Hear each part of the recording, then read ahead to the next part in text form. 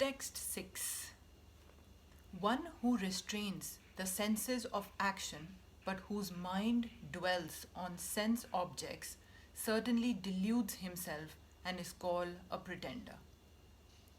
There are many pretenders who refuse to work in Krishna consciousness but make a show of meditation while actually dwelling within the mind upon sense enjoyment. Such pretenders may also speak on dry philosophy in order to bluff sophisticated followers. But according to this verse, these are the greatest cheaters. For sense enjoyment, one can act in any capacity of the social order. But if one follows the rules and regulations of his particular status, he can make gradual progress in purifying his existence. But he who makes a show of being a yogi while actually searching for the objects of sense gratification must be called the greatest cheater, even though he sometimes speaks of philosophy.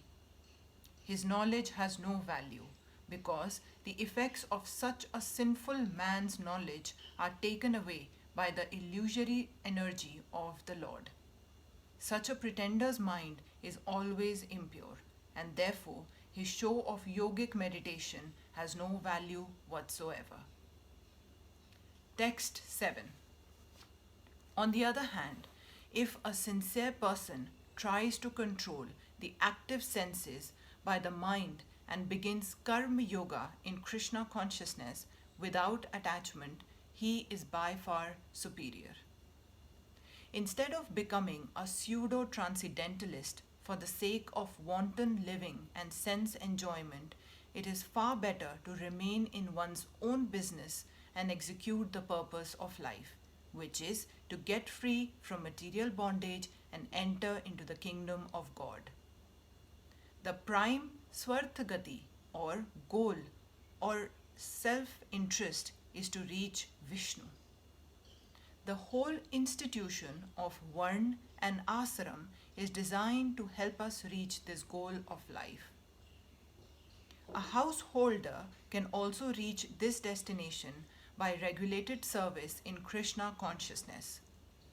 For self-realization, one can live a controlled life as prescribed in the Shastras and continue carrying out his business without attachment, and in that way make progress.